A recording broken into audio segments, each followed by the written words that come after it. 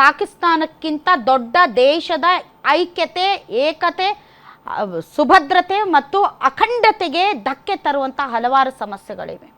ಅದರಲ್ಲಿ ಈ ಧರ್ಮ ದ್ವೇಷ ಕೂಡ ಅತಿ ದೊಡ್ಡ ಮಾರಕ. ಈ ಜಾತ್ಯತೀತ ರಾಷ್ಟ್ರದಲ್ಲಿ ಸ್ವಸ್ಥ ಸಮಾಜಕ್ಕೆ ಕಾನೂನುಗಳು ಬೇಕು. ಧರ್ಮದ ಆಧಾರದ ಮೇಲೆ ಇಲ್ಲಿ ಕಾನೂನುಗಳಿಲ್ಲ. ಮುಸಲ್ಮಾನರಿಗೆ, ಹಿಂದೂಗಳಿಗೆ, ಕ್ರಿಶ್ಚಿಯನ್ರಿಗೆ ಅಂತ ಸಪರೇಟ್ ಕಾನೂನುಗಳಿಲ್ಲ. ಪಾಕಿಸ್ತಾನಕ್ಕಿಂತ ಅತಿ ದೊಡ್ಡ ಸಮಸ್ಯೆಗಳು ನಮ್ಮ ದೇಶವನ್ನು ಕಿತ್ತು ತಿಂತಾ ಇದ್ದಾವೆ. ಅದರ ಬಗ್ಗೆ ನಾವು ಮಾತಾಡಬೇಕಾಗಿದೆ, ಅದರ ಬಗ್ಗೆ ಚರ್ಚೆ ಮಾಡಬೇಕಾಗಿದೆ, ಅದಕ್ಕೊಂದು ಪರಿಹಾರವನ್ನು ಕಂಡುಕೊಳ್ಬೇಕಾಗಿದೆ. ಕಣ್ಣು ಮುಂದೆ ಇಲ್ಲದೆ ಇರುವಂತಹ ಆ ಪಾಕಿಸ್ತಾನ ಎನ್ನುವಂಥ ಭೂತವನ್ನು ತಗೊಂಡು ಬಂದು ನಾವು ಅದನ್ನೇ ಹಿಡ್ಕೊಂಡು ಜೋತಾಡೋಕ್ಕಿಂತ ಕಣ್ಣು ಮುಂದೆ ಇರುವಂತಹ ಬಹಳಷ್ಟು ಸಮಸ್ಯೆಗಳ ಬಗ್ಗೆ ಚರ್ಚೆ ಮಾಡೋಣ.